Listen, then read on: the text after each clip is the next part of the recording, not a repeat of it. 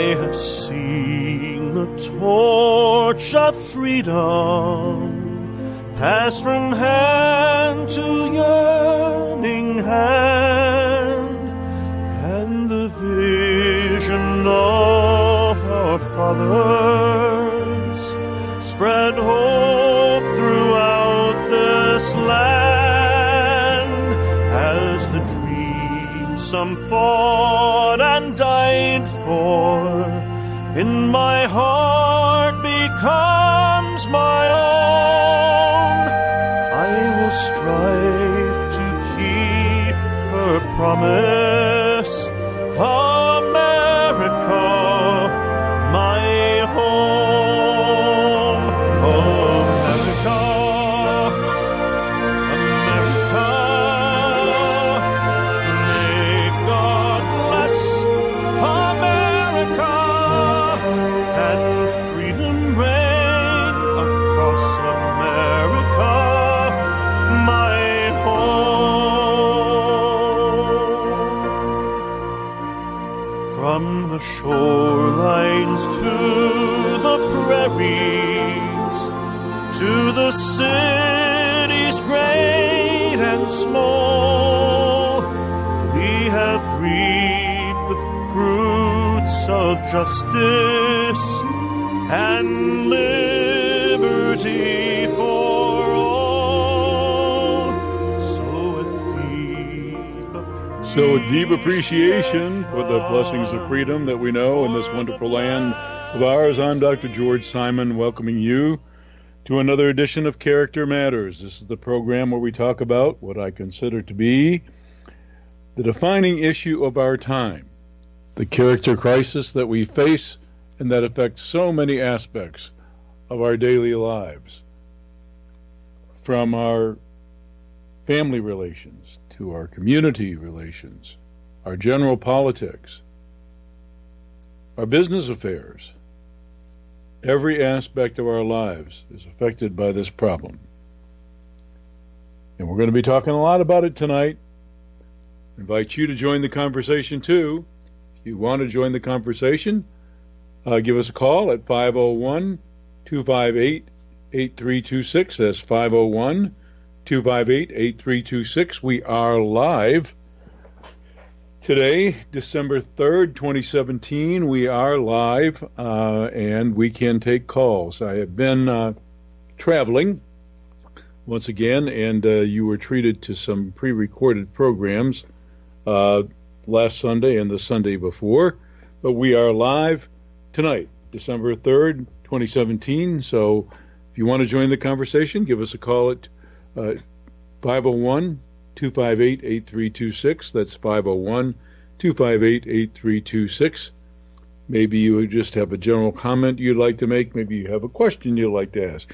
Maybe you have a situation you're dealing with that you want to muse about with me. In any case, feel free to give us a call at 501-258-8326. Well, it's been an interesting week, as it always seems to be, especially in our political climate here in the United States. And I wrote an article on the blog. It posted late this time. Usually my blog articles post on Friday late afternoon. Today's article didn't post until this morning on my blog at manipulative-people.com or drgeorgesimon.com. Either URL will take you to the same place. But I wrote an article about leadership because leadership can be of various types. Been lots of research on leadership. And character is always the key variable.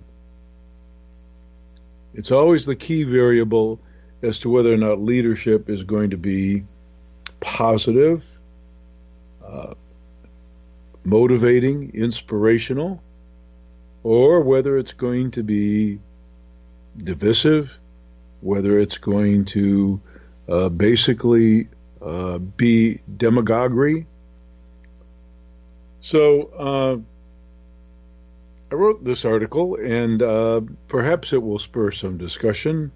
I don't usually get too political, but in our climate, I think it's really essential because we have a character crisis second to none. And, there's enough finger pointing that's been going on both sides. But it really is a real sad commentary on our times, not just our current politics, but on our times.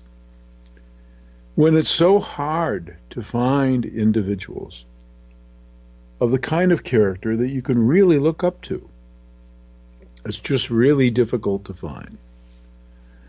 I realized long ago, for those of you who are new to the program, I've written several books. I'm in the process of finishing probably what will be my last one.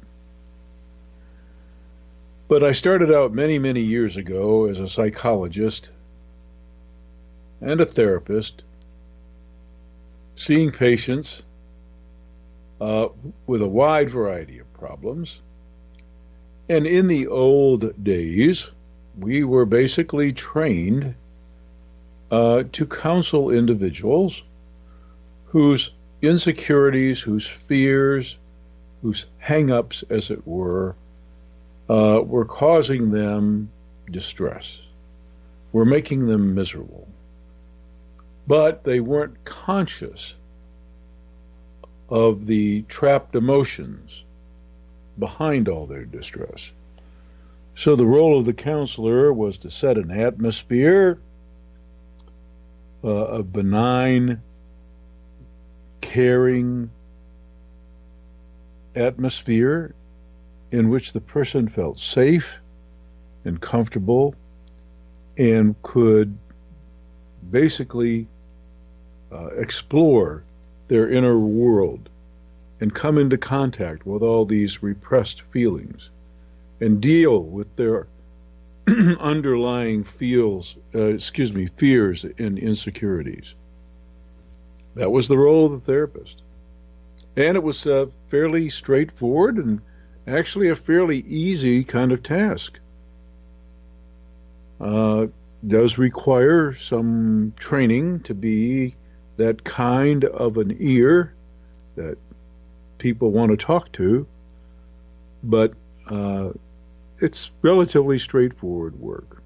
Well, I soon realized in my clinical practice, that those individuals who basically were in distress only because they had fears and insecurities that they'd long repressed, emotions that they'd long trapped and had lost contact with, that those individuals were relatively rare. More often I saw individuals whose lives were a shipwreck, not because of their fears or their insecurities, but because of their attitudes, their ways of thinking about things, and their habitual patterns of behavior. I quickly realized that the vast majority of problems stemmed from individuals' underdeveloped moral character. And, unfortunately, at the time, because there was no training available to deal with such problems, I found myself really unable to help, at least not with the tools that I'd been given. But then a revolution of sorts took place in psychology. And I'd like to say that I was on the cutting edge of it. And when I wrote my first book in 1996, well, I actually wrote it in 1995. The first independent publication, full independent publication of it, was in 1996. Prior to that, Prior to that, I was selling the book only at workshops for professionals. But I wrote it to describe a certain personality type, the kind of archetypal manipulator who knows how to look good on the outside, but underneath it all is kind of out to get you, knows how to get the better of you, knows how to play you, knows how to play on your emotions. And as fate would have it, it not only became a bestseller, but it's now a bona fide international bestseller. So In Sheep's Clothing gave me some credibility as an expert in the area of character disturbance, and that was solidified with my second book, Character Disturbance: The Phenomenon of Our Age. And since then, I've also written The Judas Syndrome, my first book for the Christian faith community, and the book that I've written with co-author Dr. Kathy Armistead, the Relationship Partners Survival Guide to Surviving and Thriving in This Character Disordered World of Ours. How Did We End Up Here? Is also a bestseller. So, it's the Christmas season. And if you know someone who's in a troubled relationship, or if you know someone who's survived a troubled relationship and is on the mend and is trying to make sense of their life again and get back on track, we're just trying to navigate through this crazy world of ours in this character-disturbed age, you might want to refer them to any or all of my books, and also the blog at drgeorgesimon.com or manipulative-people.com. But as I was saying, as I began to do this work and do case study research and write about it and speak about it, it became clear how broad the scope of the problem is. And I'm not going to quit sounding the alarm, trumpeting the important issue of our time, I believe, definitive issue of our time. I've said this before, and I'll say it again. If we collectively don't get really seriously and brutally honest with ourselves and about ourselves, and with each other, about each other, we just might not make it.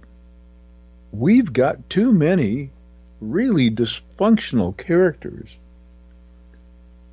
with access to weapons of mass destruction. We've got one lunatic in North Korea who could very easily do something really catastrophic.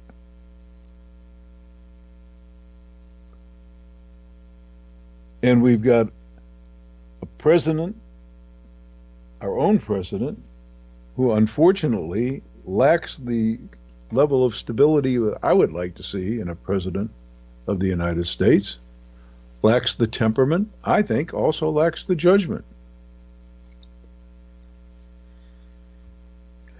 And like I said, I don't like to get political, but I have to tell you, we're going to learn a lesson here whether we want to or not. We're going to learn a lesson, and a very hard one, could be a catastrophic one, about just how important character is.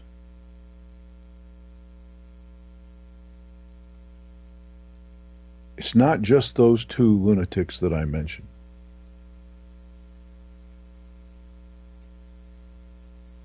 There are reprehensible people in seats of power. And I've written about this before, too. I've written about the relationship between power and character. The old adage has always been that Lord Darfur Acton, he said this, and he's often quoted, that power corrupts and absolute power tends to corrupt absolutely.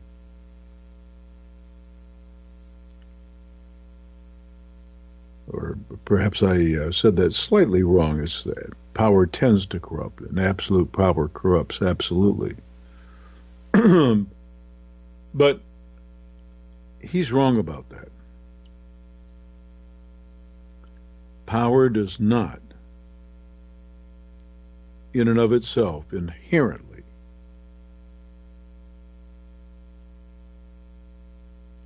impair a person's character.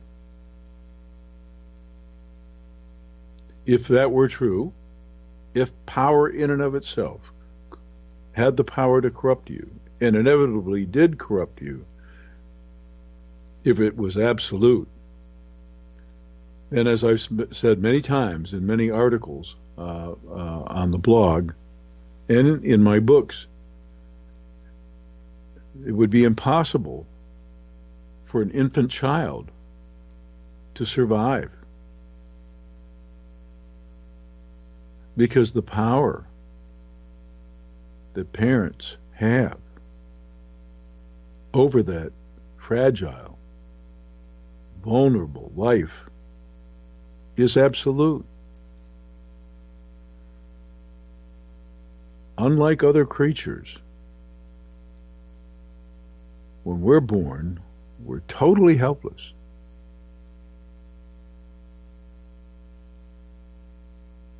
We cannot survive on our own. It's the nature of being human. You go further down the food chain to more primitive, less complex creatures, and you will find life spinning off of life and taking care of itself without any special nurturance. Not that way with human beings. We require, in order to function adaptively and independently, especially in a social world, we require an immense amount of care. And when we're infants, we're completely helpless. We're totally at the mercy of our caretakers. So if absolute power corrupted absolutely, then no child would have ever had a chance. Now I realize that there are those unfortunate children born into such rampant irresponsibility,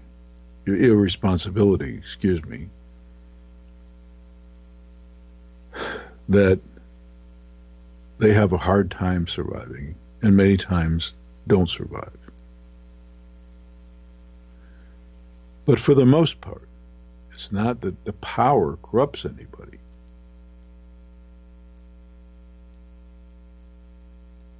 Because all parents have that power.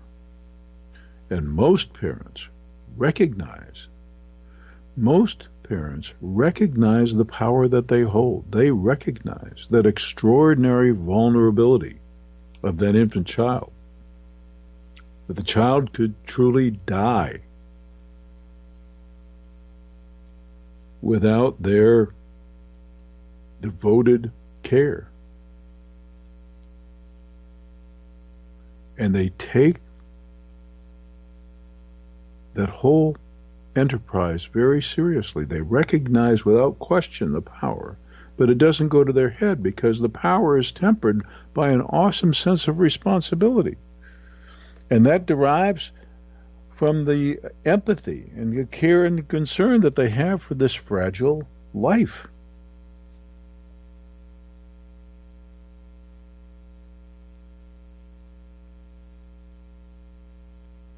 What's gone wrong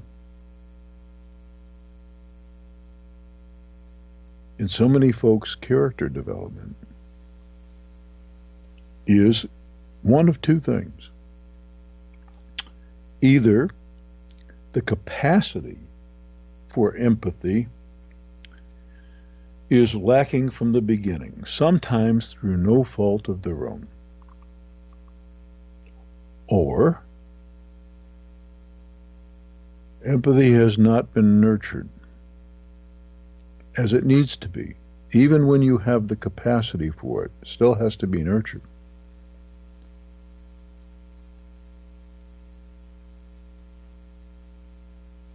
And that's at the heart of a lot of character disturbance today. Significant empathy deficits that allow people to use and abuse, to allow them to be so narcissistic, so self-focused. People talk about the president's narcissism. I got news for you, folks. Narcissism is rampant. It's rampant. There are so many aspects of our culture that promote it, even reward it. There are so many enterprises in which it pays big time to be a narcissist. Now, there are degrees, yes, and there are different varieties. Some narcissism has a really ugly face. Some narcissists are crude, crass, vulgar. They don't care. People always ask me at workshops, don't they see? Don't they get it? And my answer to that is a little rhyming phrase that I want to drill into their head. It's not so much that they're not aware. The problem is they don't care. It's not so much that they're not aware. The problem is they don't care. And because they don't care, even though they see what people want them to see, they don't change. They don't change their mind. They don't change their attitudes. They like the way they see things. They like the way they do things. It's at the heart of character disturbance. Talk about this all the time.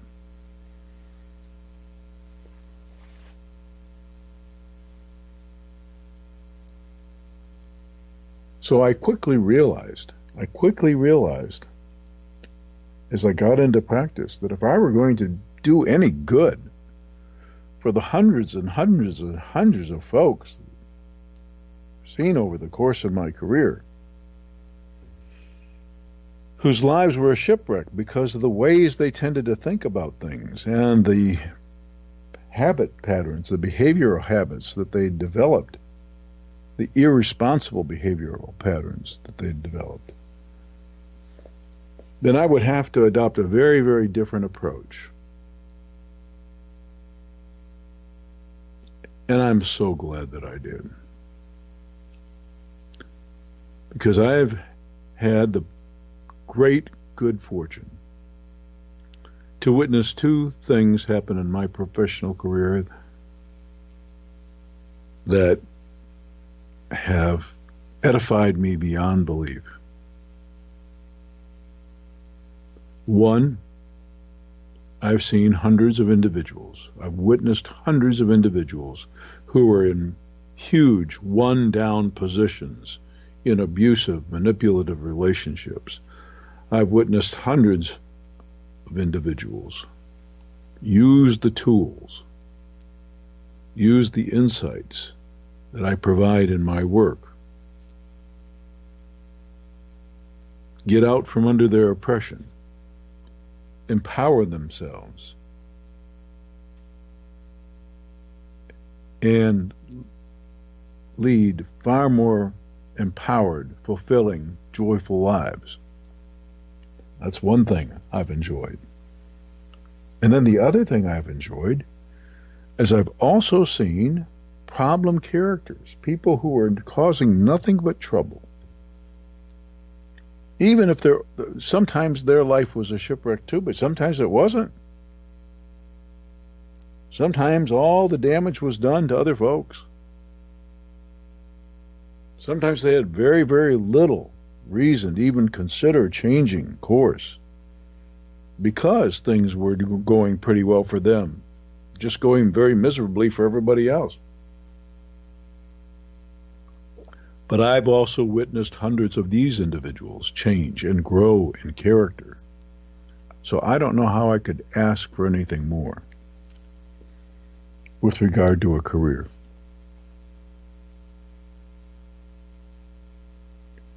But as I approach retirement and don't actively see so many patients, the way the word gets out and the way the help reaches folks is by people accessing either my books or my blog.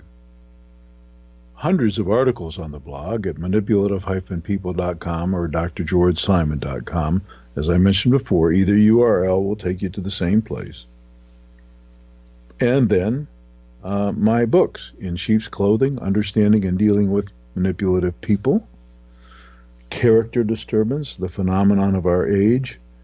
Character Disturbance is the more comprehensive work on all the disturbed characters you're likely to meet in your life. My only book tailored for the Christian faith community, The Judas Syndrome. And then Your Guide to Surviving and Thriving in This Character Disordered World of Ours, my book with co-author Dr. Kathy Armistead, How Did We End Up Here? Question just about every relationship partner in a dysfunctional relationship asks. And the question folks ask in general about our crazy society. How did we end up here?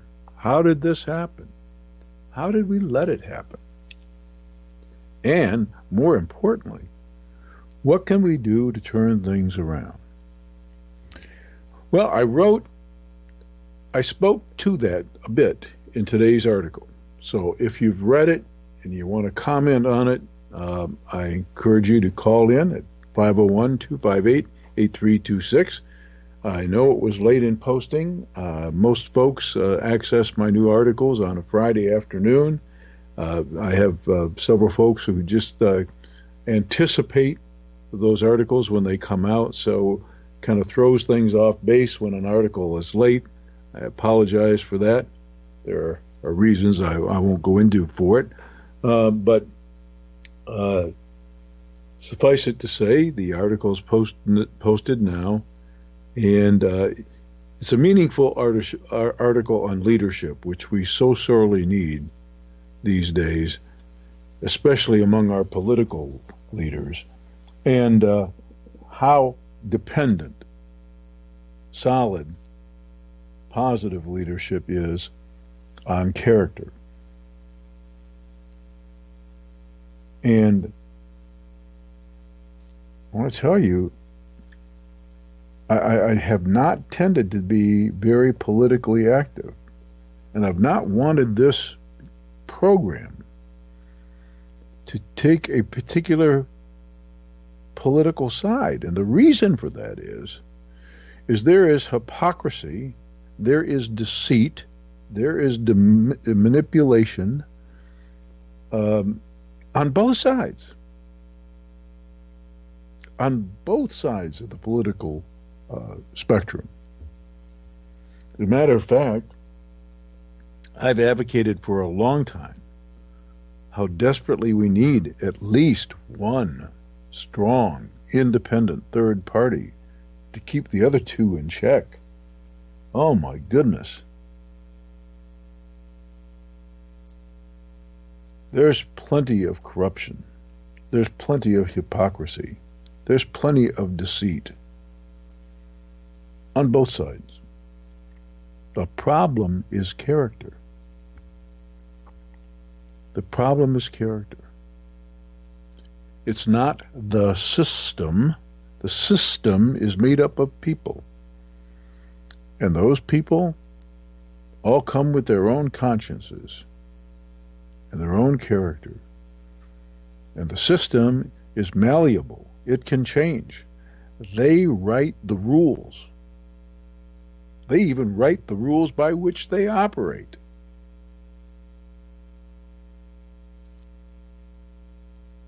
So the system doesn't create the problems, people do.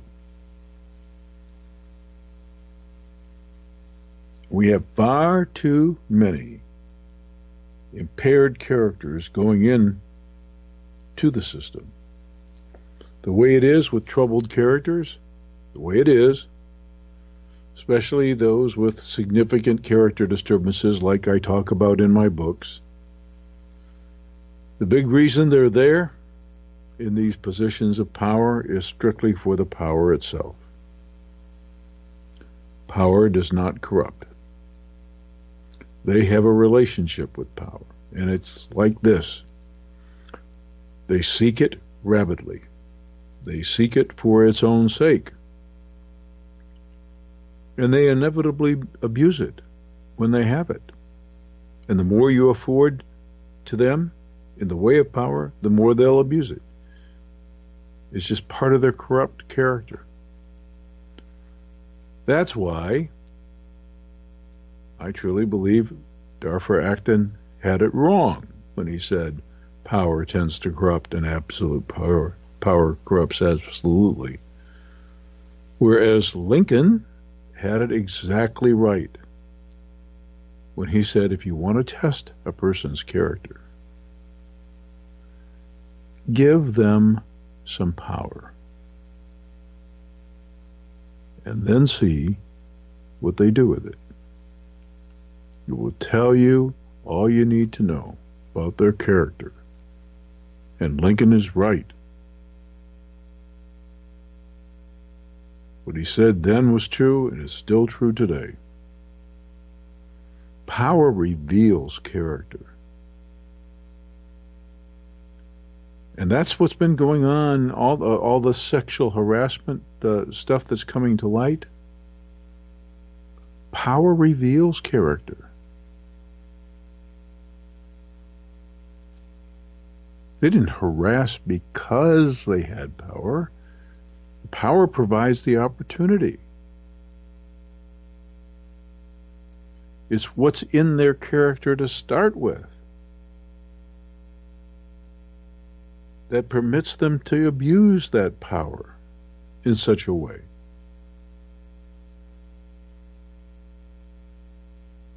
That causes them to have such a lack of concern for the welfare of others.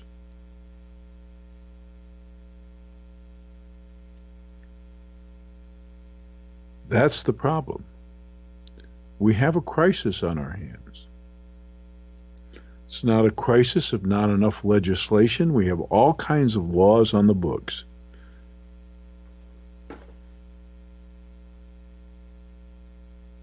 It's not a crisis of education. It's not like any of these folks didn't know what was appropriate behavior and what wasn't. Now they're going to have more training courses. Oh my God.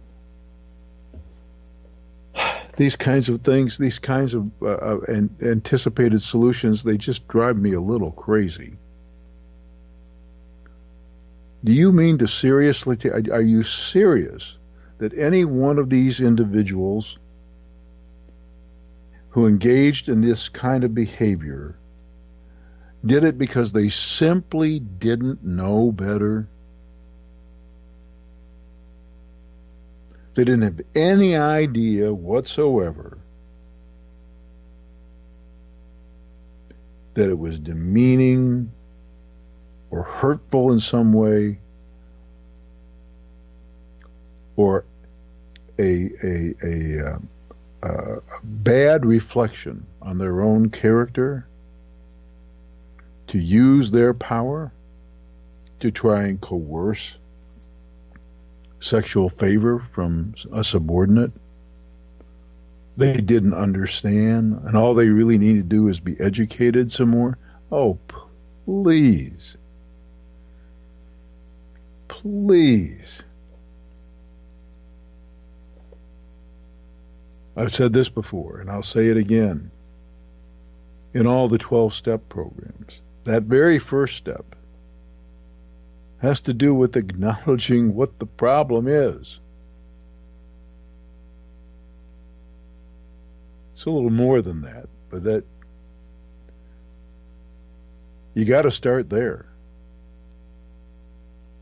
And the problem is character and all of the crazy aspects of our culture that foster such character impairment, especially all the aspects of our culture that foster this sense of entitlement, this self-centered narcissism that is so rampant.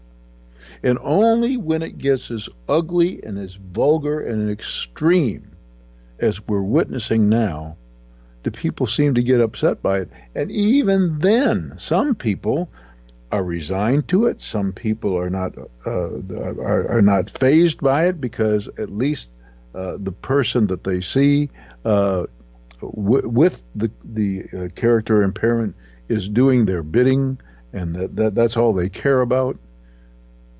And that in itself is a reflection of character. Oh my gosh. We have to get very, very serious, very, very honest with ourselves, about ourselves, and with each other, about each other, and pretty darn soon, or we just might not make it. We've got too many. I won't call them lunatics because it's not even accurate. You know, unfortunately, that's a pejorative term. The term comes from the idea that people lost their capacity to reason under the influence of the moon. That's where that term lunacy came from. But these folks are not mentally incapacitated because of some kind of disease process. Their character never took decent shape. The reason for that is they never learned to care in any meaningful way about the greater good. They don't serve a higher power.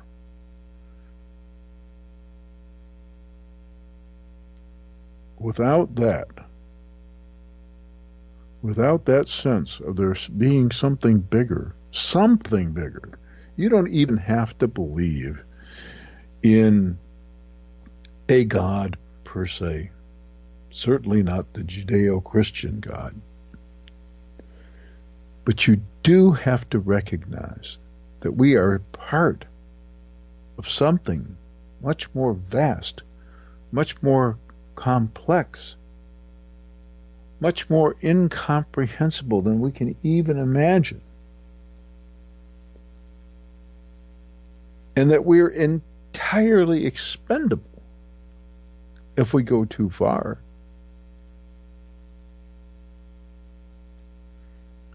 Our very existence hangs in the balance of us coming to terms with ourselves.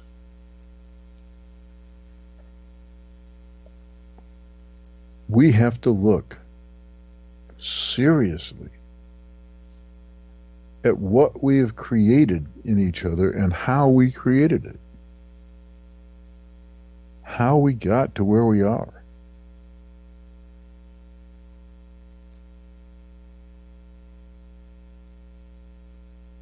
We have to define just who we're going to be.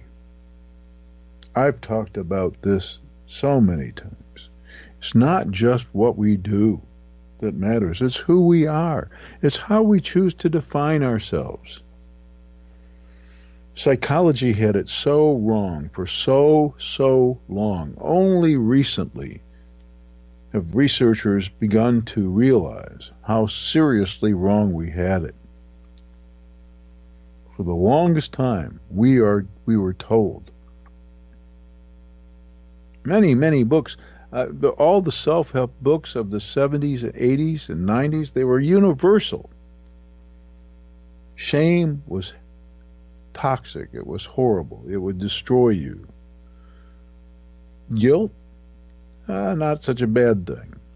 So you always want to feel badly if you've done something that hurts somebody. You want to feel badly about the act, the behavior itself, but never about who you are. You don't want to damage little Johnny or little Susie's self-esteem. The research is clear. How we define ourselves matters too. Who we are matters. Some things should embarrass us. Some things should cause us shame. Some things should cause us angst, not just because of what we did, but because of how it reflects on our character. And that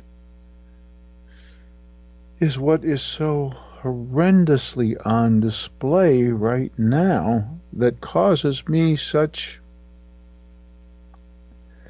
frustration is the best word I can describe it, and that is the shamelessness with which people lie, deceive, and behave. It isn't that our leader hasn't been made fully aware of the problems people have with certain behaviors. He doesn't care.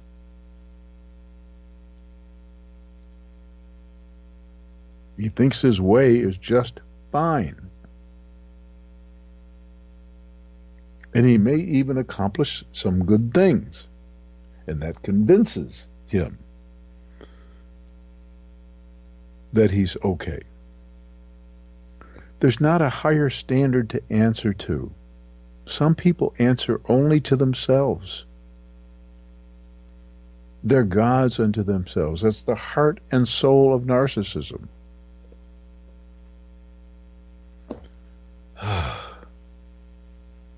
You know, we get this term. I'm going to interrupt myself here before I start rambling about narcissism a little bit more. I know I've been rambling tonight. I can't help it. There's certain things that have just kind of really gotten to me. It's been one heck of a couple of weeks, has it not?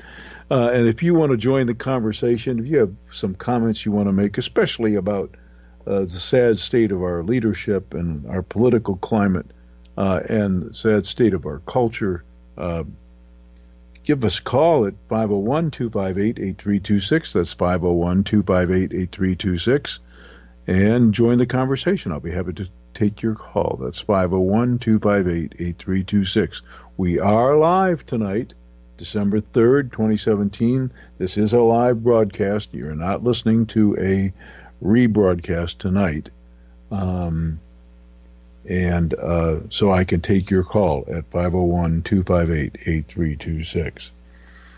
Well, what I was going to say just a bit ago is that, you know, we get this term narcissism from the Greek myth of Narcissus. And I've mentioned this before. I've mentioned, most of us know the basics of the story. Narcissus is the hunter who comes upon his reflection in a clear pool of water, and he falls in love with his own image. I see we have a call coming in. I'm going to go ahead and accept it. Hello, and welcome to Character Matters. Hi, Dr. Simon. How are you? I'm getting there. How was your holidays? Thank you very much. It was wonderful, and I hope yours were too. They were beautiful. Real grateful. I was looking at your newest article about sound leadership and character, and makes a lot of sense to me, like the rest of your work. But what I'm seeing lately, from the White House on down, right to family members and coworkers, I see a lot of thieving and betrayal. And it's really bothering me because it's almost like people's hearts have gone to sleep. So I was wondering if you could talk about betrayal, those feelings of betrayal you have when someone that you trust to do the right thing they don't seem to care very much. Oh my gosh. How do you deal with that? Because I just feel like my husband and I have been kind of pounded over the past year, and I'd like to know, in your wisdom, how do you deal with betrayal besides giving it to God? Because that's the only place I've got to take it. Yeah. Stay on the line here for a minute with me, because I want to ask you a follow-up question or two. But you raise a really good point. You can be betrayed in one of two ways. The betrayal can occur simply out of a lack of caring. In other words, the person who betrays has such a lack of empathy, is so self-serving, is so self-centered, and so uncaring about the greater good or your good that they throw you under the bus, basically. So that's one way that can happen. It can also happen inadvertently. We are not perfect creatures. We make mistakes. So it really varies. But whenever we are betrayed, it hurts. So it really matters. And what I was trying to convey in the article today about leadership is that that capacity to really put the greater good before anything else is at the heart of decency of character. And it is so woefully lacking today in so many individuals, not just in our higher leadership. It's lacking all over the place. It's lacking in the boardrooms across America. It's lacking in the civic enterprises. It's lacking in relationships, in marriages. It's lacking everywhere. I completely agree. I'm very grateful I have a partner who's been a best friend and a husband for over 25 years. So that gives me hope. I know he's a gift, and I know where he came from. But without him, I don't know what I would quite think right now about the world and my surroundings. I've seen it at work. Our family's been devastated in about 3 generations by just what I didn't know before were disturbed characters. I've been told they were lost people, that they were people that just needed help. Yeah, right. And they'll help themselves right to the point where you're deflated, defeated, confused, and exhausted, Right. And your work has been a gift because it puts some wisdom to the confusion. It solves that fog of the confusion that makes you go, is this me? What did I do? How can I make it better? Mm-hmm. It stops that thing that you do to yourself before you're a little more aware. But can you say just a little bit about what kind of betrayal you experienced and what the impact was? Well, one of the major ones we're going through right now, I'd say, we have a granddaughter who is around 10 years old, and then we have a son who's nearly 30, and we haven't really seen him in 5 years. We didn't understand what was going on. 5-6 years he's been gone from our life. Now we're finding out it's because of drugs. We always knew he had a proclivity to be pretty selfish, and we saw him as having a fork in the road where he was deciding whether to choose faith and doing the right thing and considering the greater good, mm-hmm. or considering himself. And he's pretty much become his own God, and he's taken her away from us. We have no idea where she's at, though we helped raise her for 6 years of her life. Oh, my. And he's a small amount of money he took from us, because I have a good policy about you don't get any further assistance if you don't pay back in the first place. Right.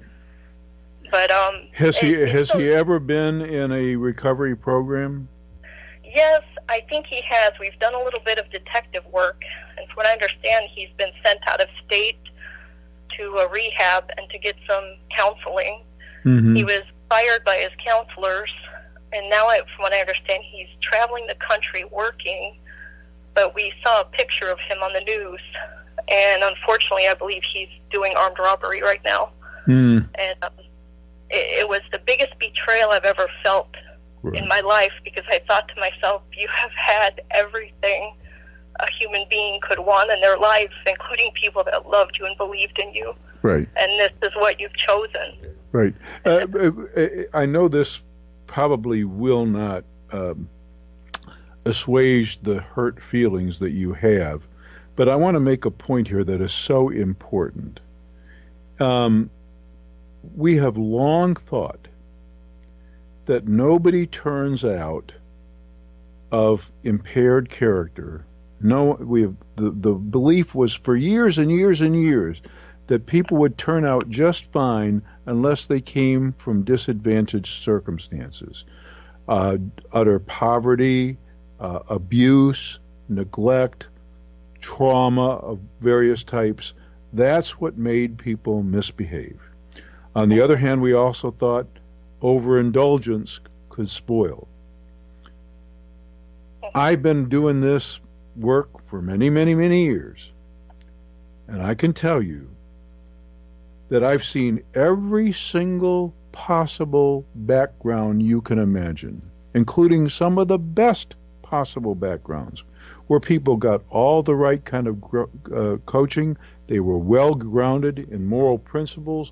They had the right kind of modeling from their parents. They had every opportunity. They had everything.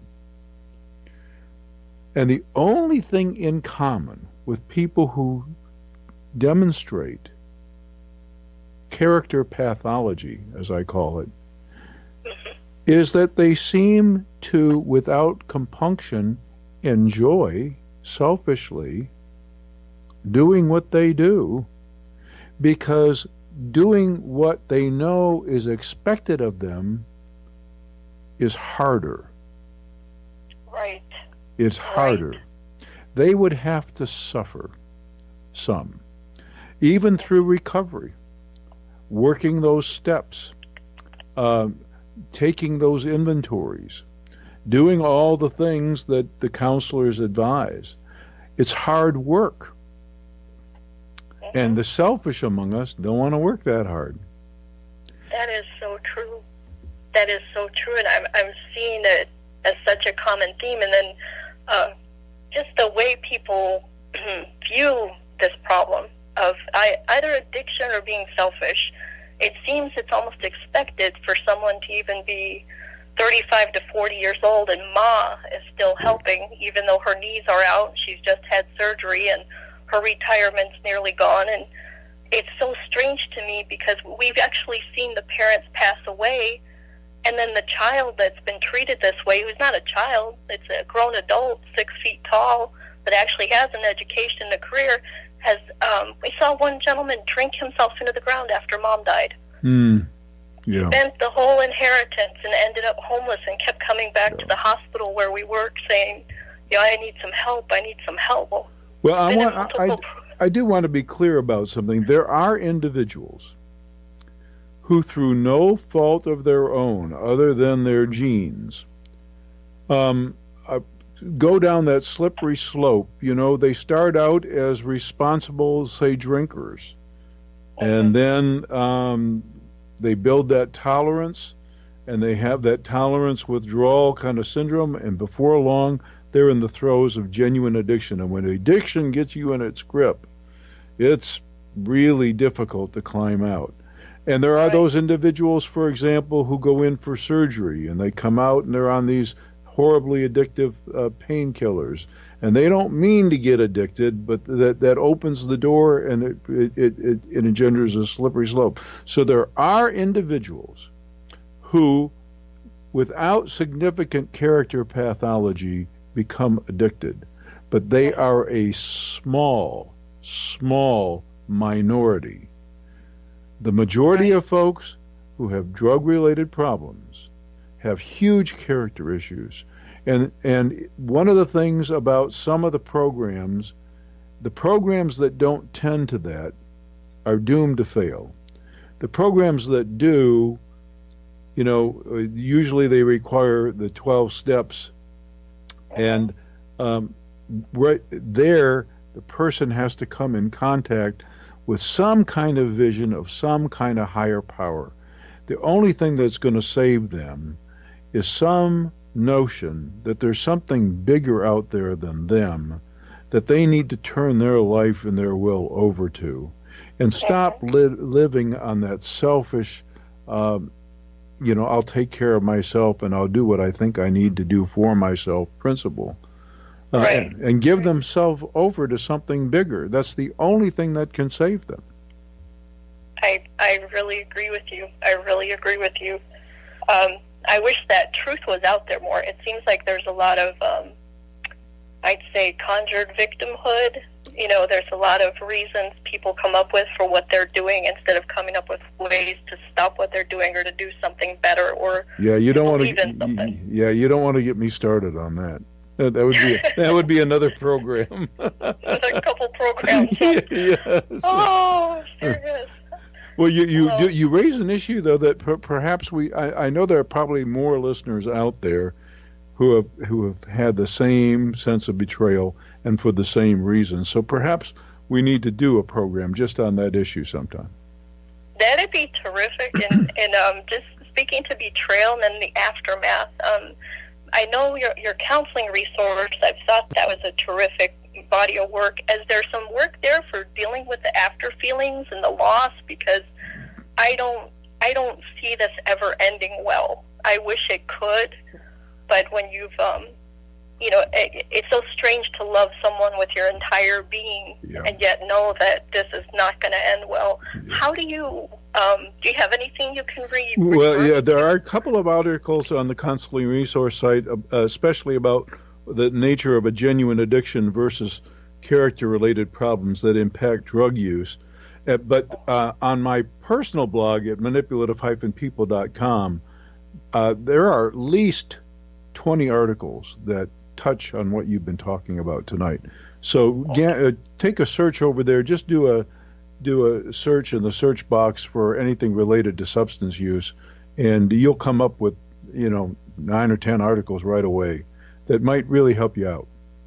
Terrific. I thank you so much, Dr. Simon. Oh, you're certainly welcome. Thank you for the call. It was a wonderful call. And you're welcome. Take care of you. Oh, thank you. And you have the best of holidays. You too, sir. Thank you. Bye-bye. Good night. Wow. What a wonderful call. Well, time is running short here now. So I want to be sure to mention to you once again that all these resources are available to you on the blog. I do have books out there, and of course I want people to buy books, but there's just a mound of information available, a mound of support resources available on the blog at manipulative-people.com, drgeorgesimon.com. That's drgeorgesimon.com. Either URL will take you to the same place. And then, of course, my books, In Sheep's Clothing, Understanding and Dealing with Manipulative People, Character Disturbance, the Phenomenon of Our Age, that'll tell you all the types of disturbed characters you're going to deal with, how to deal with them, and especially what to look for, the way of getting the proper help and treatment. My book for the Christian faith community, The Judas Syndrome, about how genuine faith in something bigger can truly transform a life. And my book with Kathy Armistead, How Did We End Up Here? Your Guide to Surviving and Thriving in This Character-Disordered World of Ours. And then, of course, this program. Join me, again next week for another edition. My home, America, America. May God bless America and freedom reign across America, my home.